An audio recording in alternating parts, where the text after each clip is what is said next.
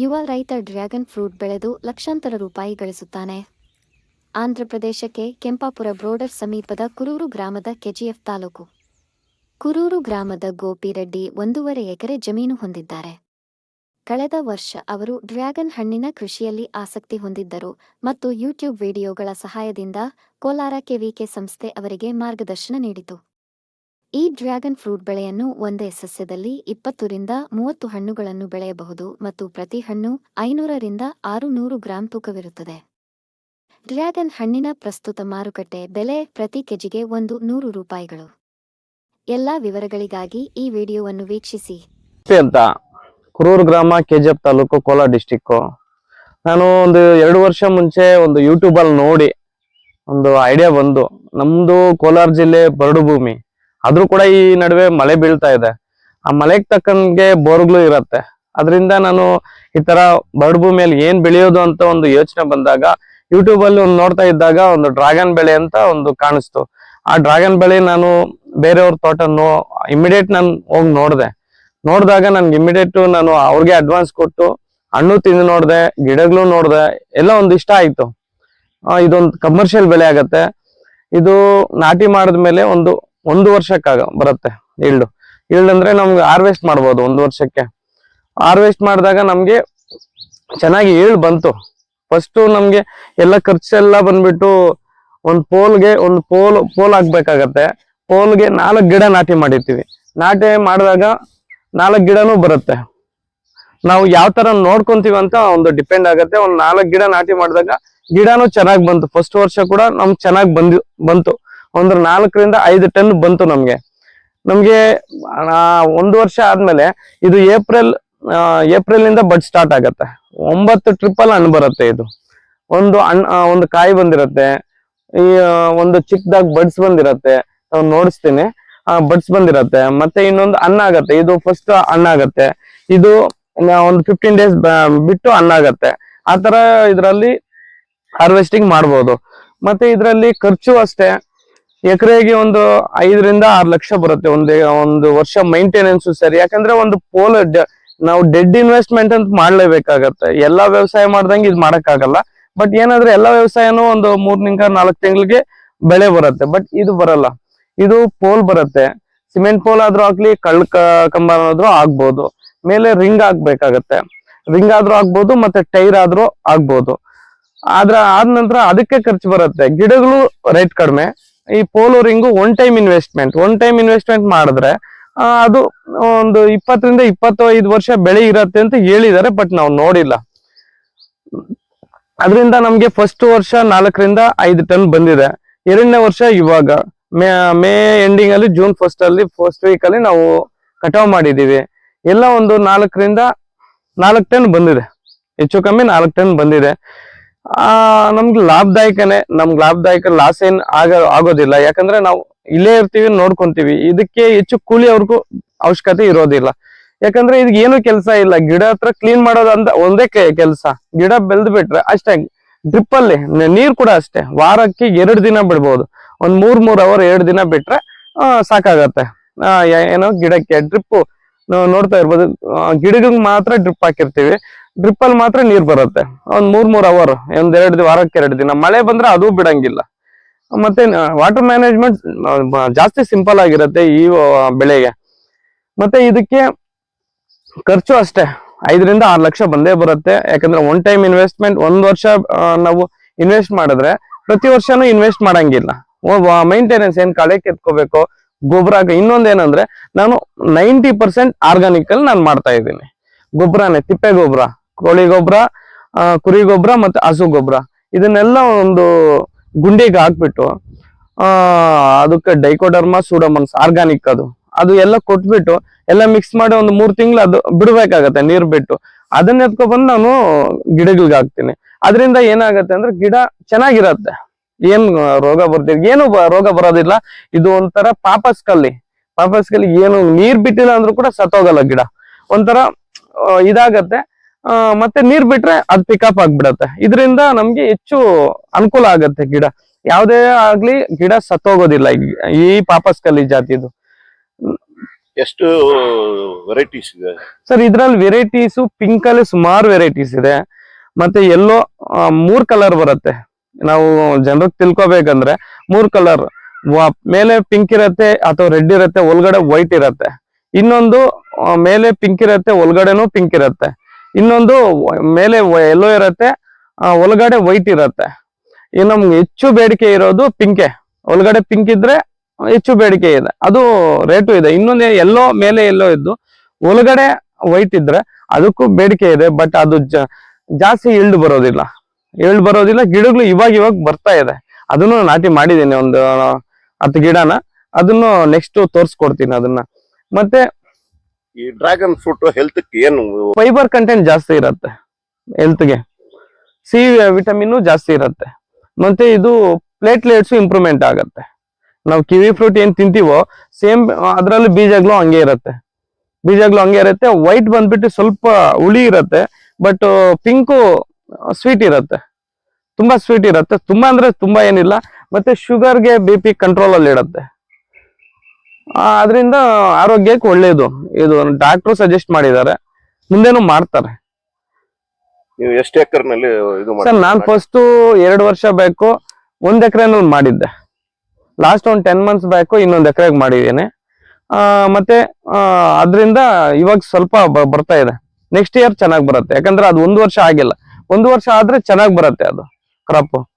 ಇವಾಗ ನೀವು ಬೇರೆ ರೈತರಿಗೆ ಏನ್ ಅಡ್ವೈಸ್ ಮಾಡ್ತೀರಾ? ನಾನು ರೈತರಿಗೆ ಏನ್ ಅಡ್ವೈಸ್ ಮಾಡ್ತೀನಿ ಅಂದ್ರೆ, ನಾವು ರೈತರು ಸ್ವಾಭಿಮಾನಿಗಳು ಸರ್. ಯಾರ ಹತ್ರನು ಸಾಲಕ್ಕೆ ಹೋಗಲ್ಲ. ಸಾಲ ಬಂದ್ರು ಕೂಡ ನಾವು ಧೈರ್ಯವಾಗಿ ನಿಂತ್ಕೊಂತೀವಿ. ಸಾಲ ಮಾಡಿದ್ರು ಕೂಡ ಬೆಳೆ ಮಾಡ್ತೀವಿ. ಯಾವಾಗ್ಲೂ ಒಂದೇ ಬೆಳೆ ಹಾಕ್ತಾ ಇದೀವಿ. ನಾನು ಹಾಕಿದೀನಿ, ಇದಕ್ಕೆ ಕೋಸ್ ಹಾಕಿದೀನಿ, ಆಲೂಗಡ್ಡೆ ಹಾಕಿದೀನಿ, ಟೊಮೊಟೊ ಹಾಕಿದೀನಿ, ಬಟ್ ಏನ್ರ ಹಸು ಕೂಡ ಬರ್ತಾ ಇರ್ಲಿಲ್ಲ. ಆದ್ರಿಂದ ನಾನು ಒಂಥರ ಬೇರೆ ಯೋಚನೆ ಮಾಡಿದ್ದು. ಏನ್ ಭಯ ಬೀಳ್ತಾರೆ ಅಂದ್ರೆ ರೈತರು, ಯಾಕಪ್ಪ ಒಂದೇ ಟೈಮ್ 5 ಲಕ್ಷ 1 ಎಕರೆಗೆ ಇನ್ವೆಸ್ಟ್ಮೆಂಟ್ ಮಾಡಿದ್ರೆ ನಮ್ಗೆ ಬರುತ್ತೋ ಇಲ್ವೋ ಅಂತ ಕೂಡ ಯೋಚನೆ ಮಾಡ್ತಾರೆ. ಖಂಡಿತ ಏನು ಭಯ ಬೀಳಷ್ಟಿಲ್ಲ. ಇನ್ನೊಂದೇನಂದ್ರೆ ಈ ಡ್ರ್ಯಾಗನ್ ಫ್ರೂಟ್ ನ ದೊಡ್ಡ ರಿಯಲ್ ಎಸ್ಟೇಟ್ ಅವರು, ಜಮೀನ್ದಾರರು ಮಾತ್ರ ಹಾಕ್ತಾರೆ. ಕೂಲಿ ಅವ್ರನ್ನಿಟ್ಟು ಅವ್ರೆಲ್ಲೋ ಇದ್ಬಿಡ್ತಾರೆ. ಆದ್ರಿಂದ ನೋಡ್ಕೋಬೇಕಾಗತ್ತೆ ಸರ್. ಖಂಡಿತ ವಾರಕ್ಕೆ 2 ದಿನ ಆದ್ರೂ ಗಿಡಗಳು ನೋಡ್ಕೊಂಡ್ರೆ ಏನೂ ಆಗೋದಿಲ್ಲ. ಭಯ ಪಡೋಷ್ಟು ಅಗತ್ಯನೇ ಇಲ್ಲ ಸರ್. ಚೆನ್ನಾಗಿ ಈಲ್ಡ್ ಬರುತ್ತೆ. ನಾವು ರೈತರು ಡೈಲಿ ನೋಡ್ತಾ ಇರ್ತೀವಿ ಸರ್. ಅಂತವ್ರು ಅಟ್ಲೀಸ್ಟ್ ಒಂದ್ ಅರ್ಧ ಎಕರೆಗೆ ಹಾಕೊಂಡ್ರು ಕೂಡ ಏನ್ ಲಾಸ್ ಏನಿಲ್ಲ, ಚೆನ್ನಾಗಿ ಬರುತ್ತೆ. ಮೇನ್ ಆಗಿ ಯಾವ ಊರು ಇದು ಮಾಡ್ತೀರಾ? ಎಕ್ಸ್ಪೋರ್ಟ್ ನಾವು ಇವಾಗ ಏನ್ ಮಾಡ್ತಾ ಇದೀವಿ, ಇದೆಲ್ಲ ಬೆಂಗಳೂರು ಹೋಗುತ್ತೆ, ಹೈದರಾಬಾದ್ ಹೋಗುತ್ತೆ, ಕೇರಳ ಹೋಗುತ್ತೆ, ಮಂಗಳೂರು ಹೋಗುತ್ತೆ, ಪುಣೆ ಹೋಗಿದೆ, ಶಿವಮೊಗ್ಗ ಹೋಗಿದೆ, ಬಾಂಬೆ ಹೋಗಿದೆ, ಕೋಲ್ಕತ್ತಾನು ಹೋಗಿದೆ, ಚೆನ್ನೈ ಹೋಗಿದೆ, ಇಷ್ಟ ಗುಂಟೂರು ಹೋಗಿದೆ. ನಮ್ಗೆ ರೈತರಿಗೆ ಯಾರು ಸಾಲ ಕೊಡೋದಿಲ್ಲ ಸರ್. ಗೊಬ್ಬರ ಅಂಗಡಿಗೆ ಹೋದ್ರೆ 1 ರೂಪಾಯಿ ಸಾಲ ಕೊಡಲ್ಲ. ಬಟ್ ನಾವು ರೈತರು ಏನಂದ್ರೆ ನಾವು ದಲ್ಲಾಳಿಗೆ ಸಾಲ ಕೊಡ್ಬೇಕಾಗತ್ತೆ. ಬಟ್ ಈ ಬೆಲೆನಲ್ಲಿ ಮಾತ್ರ ಯಾರು ದಲ್ಲಾಳಿಗಳಿರಲ್ಲ. ಡೈರೆಕ್ಟ್ ಆಗಿ ಯಾರಿಗ್ ಬೇಕೋ ಹಣ್ಣು ಡೈರೆಕ್ಟ್ ಆಗಿ ತೋಟಕ್ಕೆ ಬರ್ತಾರೆ. ತೋಟದಲ್ಲಿ ಏನಿರೋ ಕ್ಯಾಶ್ ಕೊಟ್ಬಿಟ್ಟು ಹಣ್ಣು ಎತ್ಕೊಂಡು ಹೋಗ್ತಾರೆ. ಇದರಿಂದ ನಮ್ಗೆ ಪ್ಲಸ್ ಪಾಯಿಂಟ್ ಆಗುತ್ತೆ. ಯಾಕಂದ್ರೆ ನಾವು ಅಳಿಯೋ ಒಂದು ಪರಿಸ್ಥಿತಿ ತಪ್ಪತ್ತೆ ಅಂತ ಒಂದು ಅಭಿಪ್ರಾಯ. ಯಾಕಂದ್ರೆ ನನ್ಗೊಂದು ಎಕ್ಸ್ಪೀರಿಯನ್ಸ್ ಆಗಿದೆ. ಯಾರ ಹತ್ರ ಒಂದು ಚಿಕ್ಕ ಕಾಯಿ ಕೂಡ ನಮ್ಗೆ ವೇಸ್ಟ್ ಆಗಲ್ಲ ಸರ್. ಇದು ಒಂದು ಫ್ರೂಟ್ ಜ್ಯೂಸ್ ಅಂಗಡಿಗೆ ಎತ್ಕೊಂಡು ಹೋಗ್ತಾರೆ, ಒಂದು 10 ರೂಪಾಯಿ ಕಡಿಮೆ ಆಗ್ಲಿ ಪರವಾಗಿಲ್ಲ, ಇಲ್ಲೇ ಕ್ಯಾಶ್ ಕೊಟ್ಬಿಟ್ಟು ಎತ್ಕೊಂಡು ಹೋಗ್ತಾರೆ. ಅದರಿಂದ ಸ್ವಲ್ಪ ನಮ್ಗೆ ಯೂಸ್ ಆಗತ್ತೆ. ಯಾರ ಹತ್ರ ಹೋಗಿ ಕಾಲು ಕೈ ಹಿಡಿಯೋಷ್ಟು ಒಂದು ಪರಿಸ್ಥಿತಿ ಇರೋದಿಲ್ಲ. ಮಾರ್ಕೆಟ್ ನಲ್ಲಿ ಏನ್ ರೇಟ್ ಇದೆ ಇವಾಗ? ಸರ್ ಮಾರ್ಕೆಟ್ ಅಲ್ಲಿ ಕೆಜಿಗೆ ಇವತ್ತಿನ ದಿವಸ 110 ರೂಪಾಯಿ ಇದೆ ಸರ್ ಕೆಜಿಗೆ. ಒಂದು ಹಣ್ಣು ಬಂದ್ಬಿಟ್ಟು ನನಗೆ 1 ಕೆಜಿ ಬಂದಿದೆ. ಜಾಸ್ತಿ ದೊಡ್ಡದಾಗಿ ಬಂದಿರೋದು 1 ಕೆಜಿ ಬಂದಿದೆ. ಅವರೇಜ್ ಆಗಿ ನಂದು 500 ಗ್ರಾಮ್ಸ್ ಟು 600 ಗ್ರಾಮ್ಸ್ ಎಲ್ಲ ಕಾಯಿ ಬರುತ್ತೆ. ಯಾವ್ದೋ ಒಂದೊಂದು 300 ಗ್ರಾಮ್ 350 ಇದ್ದೇ ಇರತ್ತೆ. ಅದು ಹಣ್ಣು ಜಾಸ್ತಿ ಆದಾಗ ಸೈಜ್ ಒಂದು ಸ್ವಲ್ಪ ಕಡಿಮೆ ಆಗಬಹುದು, ಒಂದು ಅವರೇಜ್ ಆಗಿ ಬರ್ಬೋದು. ಇದ್ರಲ್ಲಿ ರೋಗಗಳು ಏನಾದ್ರು ರೋಗಗಳು ಬರುತ್ತೆ ಸರ್. ಅದು ಹೆಚ್ಚಿಗೆ ಬರಲ್ಲ. ಸನ್ ಬರ್ನಿಂಗ್ ಅಂತ ಬರುತ್ತೆ. ಜಾಸ್ತಿ ಬಿಸಿಲಾದಾಗ ಒಂದು ಸುಡತ್ತೆ, ಒಂದು ಕೊಳೆ ರೋಗ ಅಂತ ಬರುತ್ತೆ. ಸನ್ ಬರ್ನಿಂಗ್ ಅಂದ್ರೆ ಕೊಳೆ ರೋಗ ಅಂತ ಕೊಳಿಯತ್ತೆ. ಆ ಕೊಳ್ದಾಗ ಏನಾಗತ್ತೆ ಅಂದ್ರೆ ಗಿಡ ಎಲ್ಲ ಕೊಳಿತಾ ಬರುತ್ತೆ. ಅದರಿಂದ ನಮ್ಗೆ ಏನ್ ಕೊಡ್ಬೇಕು ಅಂದ್ರೆ ಒಂದು ಕಯೋಲಿನ್ ಅಂತ ಒಂದು ಪೌಡರ್ ಬರುತ್ತೆ. ಅದು ಶುದ್ಧ ಮಣ್ಣು ಅಂತೀವಿ ನಾವು, ಆಡು ಭಾಷೆಯಲ್ಲಿ ಶುದ್ಧ ಮಣ್ಣು ಅಂತೀವಿ. ಅದರಿಂದ ಪ್ಯೂರಿಫೈ ಮಾಡಿ ಅದು ಪೌಡರ್ ಬರುತ್ತೆ. ಅದನ್ನ ನಾವು ಸ್ಪ್ರೇ ಮಾಡಿದ್ರೆ ಖಂಡಿತ ಅದು ಇಮಿಡಿಯೇಟ್ ಕಂಟ್ರೋಲ್ ಆಗತ್ತೆ. ಅದೊಂದೇ ನಮ್ಗೆ ಇದಾಗತ್ತೆ. ಬಟ್ ಸೀಸನ್ ಯಾವಾಗಿಂದ ಯಾವತ್ತವರೆಗೂ ಸರ್? ಏಪ್ರಿಲ್ ಅಲ್ಲಿ ಬಡ್ ಸ್ಟಾರ್ಟ್ ಆಗತ್ತೆ ನಮ್ಗೆ. ಎಲ್ಲ ಡ್ರ್ಯಾಗನ್ ಫ್ರೂಟ್ ಒಂದೇ. ಏಪ್ರಿಲ್ ಅಲ್ಲಿ ಬಡ್ ಸ್ಟಾರ್ಟ್ ಆದಾಗ ಹೂವ ಬರುತ್ತೆ. ಹೂವ ಆದ್ಮೇಲೆ ಈ ತರ ಹೂವ ಬರುತ್ತೆ. ಈ ಹೂವ ಕಿತ್ತಾಕ್ತಿವಿ. ಈ ಹೂವ ಕಿತ್ತಾದಾಗ 25 ದಿನಕ್ಕೆ ಇದು ಹಣ್ಣಾಗತ್ತೆ ಸರ್. ಬಡ್ ಸ್ಟಾರ್ಟ್ ಆಗದಾಗಿಂದ ಹಣ್ಣು ಬರಕ್ಕೆ 42ರಿಂದ 45 ದಿನ ಆಗ್ಬೋದು. ಒಂದ್ ಸೀಸನ್ ಎಷ್ಟು ಟೈಮ್ ಕ್ರಾಪ್ ಕಟ್ಟಿಂಗ್ ಸರ್ 1 ಇಯರ್ಗೆ 9 ಟ್ರಿಪ್ಸ್ ಅಲ್ಲಿ ಹಣ್ಣು ಬರುತ್ತೆ. 9 ಟ್ರಿಪ್ಸ್ ಎಷ್ಟು ಟನ್ಗಳು ಎತ್ತಕ್ಕಾಗತ್ತೆ ಸರ್? 1 ಎಕರ್ಗೆ ಫಸ್ಟ್ ಇಯರ್ ನಾನ್ ಎತ್ತಿರೋದು ನಾನ್ ಮಾಡ್ತಕ್ಕಂಥದ್ರಲ್ಲಿ ಒಂದು 5 ಟನ್ ಬಂದಿದೆ ಫಸ್ಟ್ ಇಯರ್. ಈ ವರ್ಷ ಒಂದೇ ಟ್ರಿಪ್ಗೆ 4 ಟನ್ ಬಂದಿದೆ ಹೆಚ್ಚು ಕಮ್ಮಿ. ಇನ್ನೂ ಒಂದು ಇದೆ ಸರ್, 4ರಿಂದ 5 ಅಕ್ಟೋಬರ್ ಎಂಡು ನವೆಂಬರ್ ಸ್ಟಾರ್ಟಿಂಗ್ ವರ್ಗು ನನ್ಗೆ ಹಣ್ಣು ಬಂದೇ ಬರುತ್ತೆ. ಇನ್ನೊಂದೇನಂದ್ರೆ ಮಳೆ ಕೂಡ ಕಡಿಮೆ ಇದ್ರು ಕೂಡ ಪರವಾಗಿಲ್ಲ, ಡ್ರಿಪ್ ಅಲ್ಲಿ ನೀರ್ ಬಿಟ್ಕೋಬಹುದು. ಮತ್ತೆ ಏನಂದ್ರೆ ನಮ್ ರೈತರು ಹೆಚ್ಚಿಗೆ ಬರ್ತಾ ಇಲ್ಲ. ಯಾರಿಗಾದ್ರೂ ಬೆಳೆ ಮಾಡ್ಬೇಕು ಮತ್ತೆ ಡೈರೆಕ್ಷನ್ ಬೇಕು ಅಂದ್ರೆ ಖಂಡಿತ ನಾನು ಸಪೋರ್ಟ್ ಮಾಡ್ಕೊಡ್ತೀನಿ. ಏನ್ ಗಿಡಗಳು ಬೇಕಾ, ಗಿಡಗಳಿಂದ ಹಿಡಿದು ಅವ್ರಿಗೆ ಏನ್ ಯಾವ ಟೈಮಲ್ಲಿ ಏನ್ ಕೊಡ್ಬೇಕು, ನನಗೂ ಗೊತ್ತಿಲ್ಲದೆ ಇದ್ದಾಗ ನಾನೊಂದು ಯೂಟ್ಯೂಬ್ ಮುಖಾಂತರ ನಾನು ನೋಡ್ತಾ ಇದ್ದೆ. ಯೂಟ್ಯೂಬ್ ಮುಖಾಂತರ ನೋಡಿ ಮತ್ತೆ ಹೆಚ್ಚಿನ ಮಾಹಿತಿಯಲ್ಲಿ ಕೋಲಾರಲ್ಲಿ KVK ಅಂತಿದೆ, ಕೃಷಿ ವಿಜ್ಞಾನ ಕೇಂದ್ರ. ಆ ವಿಜ್ಞಾನ ಕೇಂದ್ರದಲ್ಲಿ ಡಾಕ್ಟರ್ ಶಿವಾನಂದ್ ಸರ್ ಅಂತ ಒಂದು ಸೈಂಟಿಸ್ಟ್ ಇದ್ದಾರೆ ಸರ್.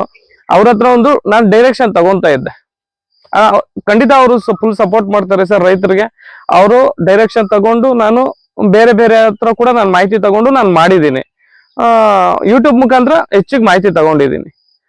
ಈ ಬೆಳೆ ಬೆಳಿತೀವಿ, ಎಲ್ಲ ಬೆಳೆದು ಬಿಡ್ತಾರೆ, ಮತ್ತೆ ಇದಕ್ಕೆ ರೇಟ್ ಕಡಿಮೆ ಆಗೋದ್ರೆ ಏನ್ ಪರಿಸ್ಥಿತಿ ಅಂತ ಒಂದು ಯೋಚನೆ ಬಂದೇ ಬರುತ್ತೆ ಖಂಡಿತ. ಬಟ್ ನಮ್ಮ ಭಾರತ ದೇಶದ ಒಂದು MIDS ಸರ್ವೆ ಪ್ರಕಾರ ಏನ್ ನಮ್ಮ ಭಾರತ ದೇಶದಲ್ಲಿ ಏನ್ ಇದೆ ತೋಟಗಳು 2023 ಪ್ರಕಾರ 3000 ಹೆಕ್ಟೇರ್ ಪ್ರದೇಶದಲ್ಲಿ ಮಾತ್ರ ಇದೆ ನಮ್ಮ ದೇಶದಲ್ಲಿ. ಬಟ್ ನೆಕ್ಸ್ಟ್ 25ಗೆ 50,000 ಹೆಕ್ಟೇರ್ ಪ್ರದೇಶದಲ್ಲಿ ಮಾಡ್ಬೇಕು ಅಂತ ಒಂದು ಅಗ್ರಿಕಲ್ಚರ್ ಡೆವಲಪ್ಮೆಂಟ್ ಕಾರ್ಪೊರೇಷನ್ ಇಟ್ಕೊಂಡಿದೆ. ಬಟ್ ಯಾಕಂದ್ರೆ ನಮ್ಮ ದೇಶದ ಪಾಪ್ಯುಲೇಷನ್ 150 ಕೋಟಿ ಆಸ್ಪಾಸಲ್ಲಿದೆ. ಅದರಿಂದ ಜನರಿಗೆ ಡ್ರ್ಯಾಗನ್ ಫ್ರೂಟ್ ಇತ್ತೀಚಿನ ದಿನಗಳಲ್ಲಿ ಒಂದ್ 2-3 ವರ್ಷದಿಂದ ಗೊತ್ತಾಗ್ತಾ ಇದೆ. ಬಟ್ ಹೋಗ್ತಾ ಹೋಗ್ತಾ ಇನ್ನು ಕನ್ಸ್ಯೂಮರ್ಸ್ ಅಂದ್ರೆ ನಮ್ಮ ದೇಶದ ಜನಸಂಖ್ಯೆ ತಿಂತಾರೆ. ಬಟ್ ಏನು ಅಂದ್ರೆ ಫ್ರೂಟ್ ಅಂಗಡಿಗಳಲ್ಲಿ 200 ರೂಪಾಯಿ 300 ರೂಪಾಯಿ ಅಂತ ಮಾರ್ತಾರೆ. ನಾವು ರೈತರು ಕೊಡೋದು 100 ರೂಪಾಯಿ 110 ರೂಪಾಯಿ ಕೊಡೋದು. ಬಟ್ ಮಾರೋದು ಬಂದ್ಬಿಟ್ಟು ಫ್ರೂಟ್ ಅಂಗಡಿಗಳಲ್ಲಿ 200 ರೂಪಾಯಿ 250 300 ರೂಪಾಯಿ ಒಂದು ಫ್ರೂಟ್. ಈ ತರ ಫ್ರೂಟ್ ತಗೊಂಡ್ರೆ 100 ರೂಪಾಯಿ ಮಾರ್ತಾರೆ ಅಂತಾರೆ. ನಮ್ಮ ಜನ ಏನಾಗ್ತಾರೆ, ಇದು ಕಾಸ್ಟ್ಲಿ ಫ್ರೂಟ್, ಇದು ತಿನ್ನಕ್ಕಾಗಲ್ಲ ನಾವು ಅನ್ಕೊಂತಾರೆ. ಬಟ್ ಈ ರೈತರು ನಾವ್ ಬೆಳೆದಾಗ ಕನ್ಸ್ಯೂಮರ್ಸ್ ಜಾಸ್ತಿ ಆಗ್ತಾರೆ. ಕನ್ಸ್ಯೂಮರ್ ಗೊತ್ತಾಗತ್ತೆ, ನಮ್ ಜನಕ್ಕೆ ಗೊತ್ತಾಗತ್ತೆ ಈ ಫ್ರೂಟ್ ಬಗ್ಗೆ. ಅದು ಯಾಕೆ ಇಷ್ಟೊಂದು ಫ್ರೂಟ್ ಅಂದ್ರೆ ರೈತರು ಜಾಸ್ತಿ ಆದಾಗ ಆಟೋಮೆಟಿಕ್ ಆಗಿ ರೇಟ್ ಕಡಿಮೆ ಆಗತ್ತೆ. ರೇಟ್ ಕಡಿಮೆ ಆದಾಗ ತಿನ್ನೋಕ್ ಕೂಡ ನಮ್ ಜನ ಜಾಸ್ತಿ ಆಗ್ತಾರೆ. ಅವಾಗ ನಮ್ಗೆ ರೈತರಿಗೆ ಏನು ಇಲ್ಲ ಸರ್, 50 ರೂಪಾಯಿ ಹೋಗ್ಲಿ ಸರ್, ರೈತರಿಗೆ ಲಾಸ್ ಆಗಲ್ಲ.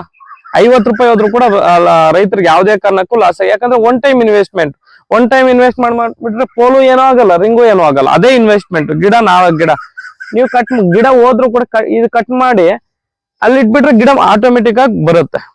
ಅದರಿಂದ ನಾನು ಏನಕ್ಕೆ ರೈತರಿಗೆ ಸಜೆಷನ್ ಕೊಡ್ತೀನಿ ಅಂದ್ರೆ, ನಮ್ಮ ಜನಸಂಖ್ಯೆ 150, ನಾವು ಎಕ್ಸ್ಪೋರ್ಟ್ ಮಾಡೋ ಪರಿಸ್ಥಿತಿಯಲ್ಲಿ ಇಲ್ಲ ಸರ್. ಯಾಕಂದ್ರೆ ಭಾರತ ದೇಶದ ಜನಸಂಖ್ಯೆನೇ 150 ಕೋಟಿ ಇದ್ದಾಗ ಎಕ್ಸ್ಪೋರ್ಟ್ ಎಲ್ಲಿಂದ ಮಾಡಕ್ಕಾಗತ್ತೆ? ನಾವು ಇಂಪೋರ್ಟ್ ಮಾಡ್ತಾ ಇದೀವಿ. ಇಂಪೋರ್ಟ್ ಮಾಡ್ಕೊಂಡೆ ನಮ್ಗೆ ಫ್ರೂಟ್ ಸಾಕಾಗ್ತಾ ಇಲ್ಲ. ಅದರಿಂದ ರೈತರು ಬೆಳೆದ್ರು ಕೂಡ ಏನೂ ಆಗೋದಿಲ್ಲ. 50 ರೂಪಾಯಿ ಹೋಗ್ಲಿ, ಫ್ರೂಟ್ ಅಂಗಡಿಯಲ್ಲಿ 100 ರೂಪಾಯಿ ಮಾರಿದ್ರು ಕೂಡ ಏನು ಲಾಸ್ ಆಗಲ್ಲ ಸರ್ ರೈತರಿಗೆ. ಯಾಕಂದ್ರೆ ಎಲ್ಲ ಇನ್ವೆಸ್ಟ್ಮೆಂಟ್ ಬಂದ್ಬಿಡುತ್ತೆ. ಮೈಂಟೆನೆನ್ಸ್ ವರ್ಷಕ್ಕೆ ಒಂದು 50ರಿಂದ 1 ಲಕ್ಷ ಮೈಂಟೆನೆನ್ಸ್.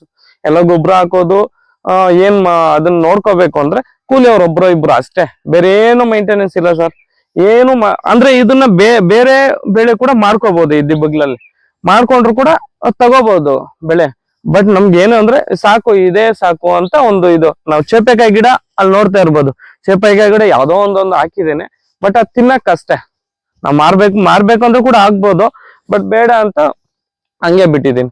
ಅದರಿಂದ ರೈತರಿಗೆ ಏನಂತ ಹೇಳ್ತೀನಿ ಅಂದ್ರೆ, ಏನು ಭಯ ಪಡೋ ಅವಶ್ಯಕತೆ ಇಲ್ಲ. 50 ರೂಪಾಯಿಗೆ ಹೋದ್ರು ಕೂಡ ಫ್ರೂಟ್ 1 kgಗೆ ಏನೂ ಲಾಸ್ ಆಗಲ್ಲ ಸರ್. 1 ಎಕರೆಗೆ 2ನೇ ವರ್ಷದಿಂದ 10 ಟನ್ ಮೇಲೆ ಬರುತ್ತೆ. 10 ಟನ್ ಮೇಲೆ 100% ಬರುತ್ತೆ ಸರ್. ಇದು ಹಣ್ಣು ಏನಿದೆ ಇದಕ್ಕೆ ಹೊಟ್ಟೆ ಸುಮಾರು ಒಂದು 5 mm ಒಟ್ಟಿರತ್ತೆ. ಇದರಿಂದ ಒಟ್ಟಿರೋದ್ರಿಂದ ಯಾವ ಗಿಡಗಳಾದ್ರೆ ಯಾವ ಹಣ್ಣನ್ನು ಕೂಡ ಏನು ಮಾಡಲ್ಲ. ಯಾವ್ದೋ 1-2 ಹಣ್ಣು ದೊಡ್ಡದಾದಾಗ ಈ ತರ ಒಂಥರ ಓಪನ್ ಆಗತ್ತೆ ದೊಡ್ಡದಾದಾಗ. ಆದ್ರಿಂದ ಅದನ್ನ ತಿನ್ನತ್ತೆ. ಯಾವ್ದೋ 1-2 ತಿಂದ್ರೆ ತಿನ್ಲಿ ಅಂತ ನಾವೊಂದು ಅದನ್ನ ಏನು ಮಾಡ್ದಿರ ನಾವು ಸುಮ್ನೆ ಬಿಟ್ಬಿಡ್ತೀವಿ.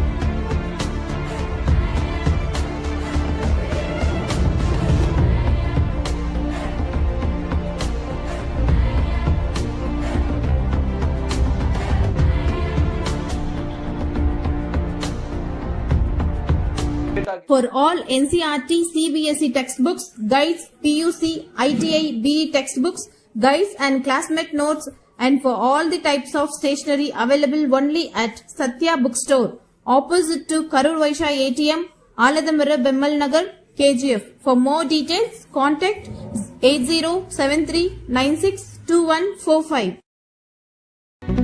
பாரம்பரியமிக்க கைப்பக்குவமான சுத்தமான தரமான ருசியான கமகமக்கும் பிரியாணி சுவைத்து உண்ண Venus Ambur biryani Classic Family Restaurant. ஆஹா